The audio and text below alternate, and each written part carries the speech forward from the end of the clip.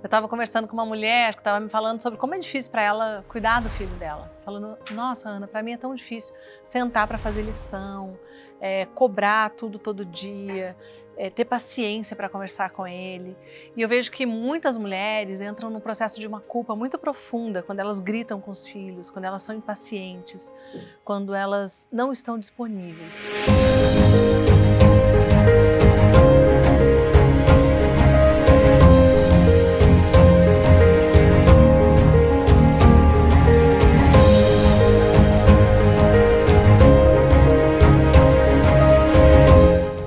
Vamos falar sobre isso? Vamos falar sobre como é difícil em alguns momentos ser mãe, como fica pesado ser mãe, e vamos falar sobre culpa? Parece que mãe e culpa andam juntas, né? Mas não necessariamente precisa ser assim.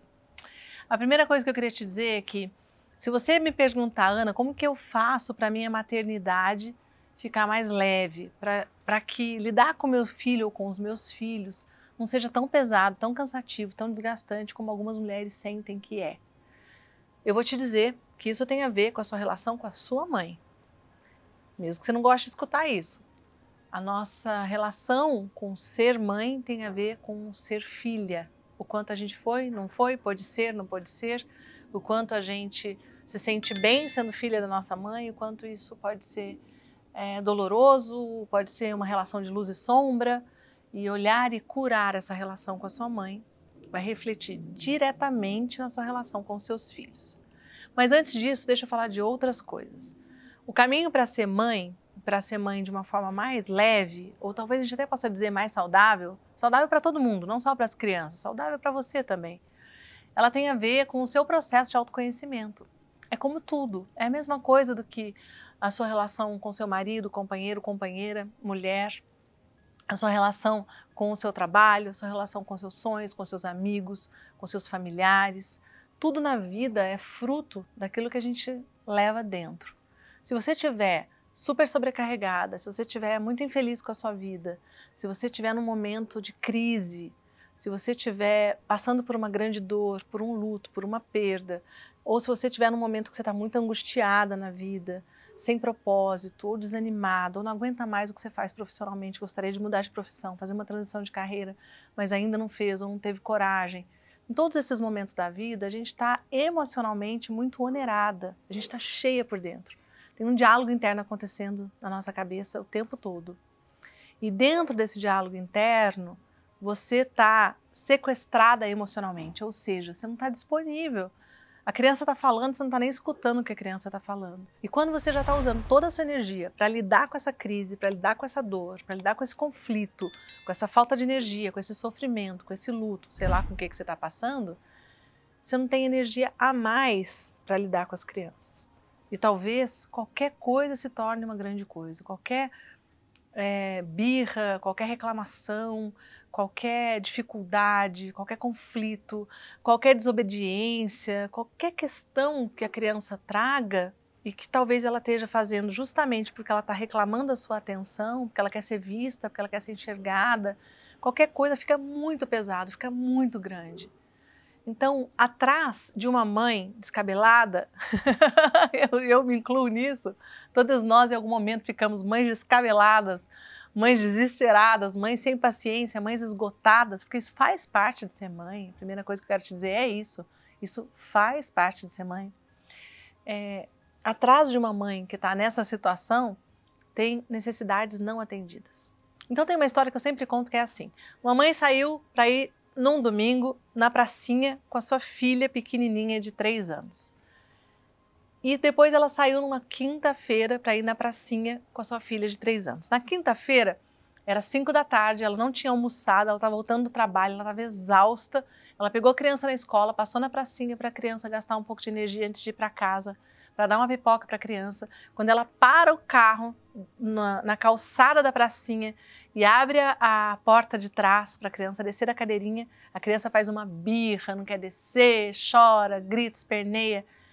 Ela está exausta, com fome, cansada e sem paciência. Ela pega a criança, tira a criança meio com força assim, meio brava, e põe a criança no chão e vai com a criança para a pracinha. Domingo, a mesma cena se repete, porém com algumas importantíssimas diferenças. A cena que se repete é a mesma mãe com a mesma criança de 3 aninhos na cadeirinha, indo para a pracinha. Só que ela descansou, dormiu bastante, acordou tarde, tomou um bom café da manhã e ela escolheu ir para a pracinha. E ela escolheu ir para a pracinha passear com a filha dela. Quando ela chega, abre a porta de trás do carro, a criança faz birra, não quer descer, faz manha. Aí ela se abaixa, olha nos olhinhos da criança e fala: filha, vamos lá, tá cheio de criança, olha quanto amiguinho, você vai se divertir. E ela vai levando a criança no bico, no bom sentido, conversando, vai tirando o cinto de segurança, pega a menininha no colo e vai com ela, a menininha para de chorar, de fazer birra e vai feliz. O que mudou?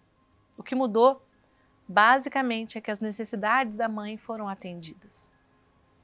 Na nossa cultura, a gente acredita que a melhor mãe do mundo é aquela que esquece de si mesma, que se anula, que se abandona, que tira a comida da boca para dar para o filho, que tira a roupa do corpo para agasalhar o filho. E é claro que mãe faz isso mesmo. Porém, essa imagem, ela exclui a mãe. Ela é uma imagem muito idealizada de uma mãe perfeita, maravilhosa, sempre disponível, que não existe na vida real.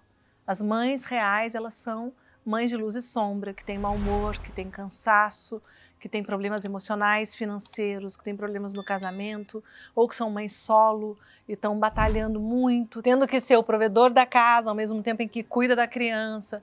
As mães reais, elas estão também cheias de demandas e de necessidades não atendidas.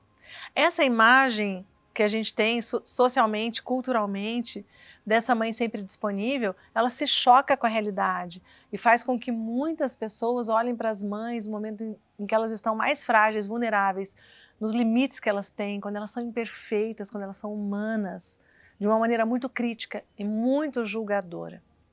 A verdade é que, ao contrário daquilo que a gente acredita, que mãe tem que ser super disponível sempre, quando as mães se olham como mulheres, quando elas passam a ser um pouco mais generosas consigo mesmas, quando elas são capazes de escutar suas próprias necessidades, de atender essas necessidades, mesmo que isso inclua, por exemplo, deixar os filhos com a sogra, ou com a vizinha, ou com uma pessoa que trabalha para ela, ou com alguém por uma noite para sair, para dar risada, para descansar, para dormir.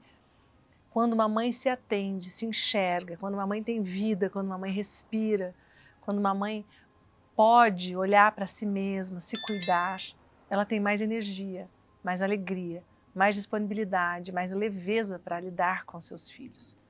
Então, atender às nossas próprias necessidades não é egoísmo, não é competir com o pouco tempo que você tem para com seus filhos. Lembrando que nós precisamos.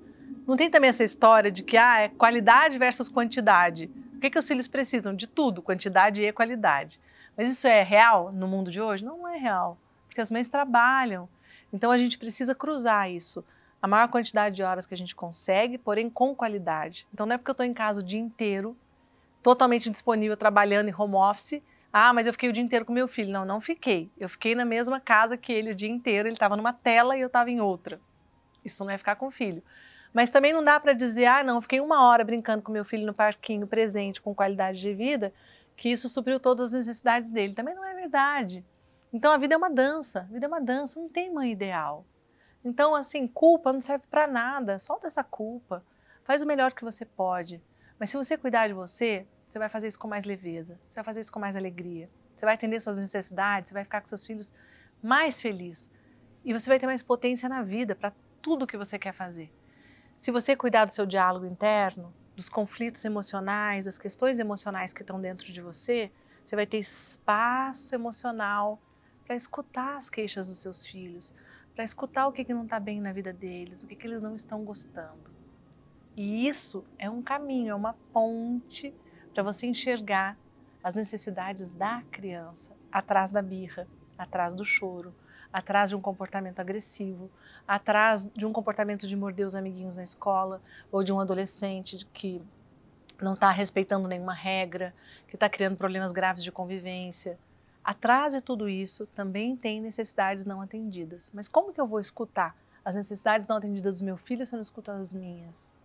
E é claro que tudo isso que eu estou falando não é fácil, não é simples, é cotidiano. É toda hora eu me escutar e escutar a criança. E talvez você me pergunte, Ana, como que eu faço para me escutar? Outro dia uma mulher escreveu no Instagram, num comentário, Ana, eu entendi o que você disse sobre a importância de eu me escutar. E agora? Eu me escutei. E agora? E agora começou a sua jornada de volta para casa. E agora começou o seu caminho de retorno para si mesma. Quanto mais você voltar para você, quanto mais você olhar com amor para você, mais leve vai ser a maternidade. Nesse caminho de volta para casa, é provável que você olhe para a sua relação com a sua mãe e com as mulheres que vieram antes. Sua mãe, sua avó, sua tia, talvez uma irmã mais velha, talvez uma cunhada, sogra e tantas outras mulheres que povoaram e povoam o seu mundo, que cruzaram o seu caminho. Como é a sua relação com elas? Como é a sua relação com o seu feminino, com o seu corpo? Como é ser mulher para você? E isso está atrás do ser mãe. É preciso a gente enxergar que atrás da mãe tem uma mulher. Às vezes uma mulher silenciada, calada, abandonada. Se for o seu caso, comece a olhar para ela. Olha com amor para essa mulher. Faz as pazes com ela. A mãe vai ser também mais feliz. Estou aceitando sua sugestão para os próximos temas dos vídeos. Então, deixa aqui abaixo sugestões, comentários, vamos conversar. E se você não está inscrito no canal, aproveita para se inscrever. Te vejo no próximo vídeo.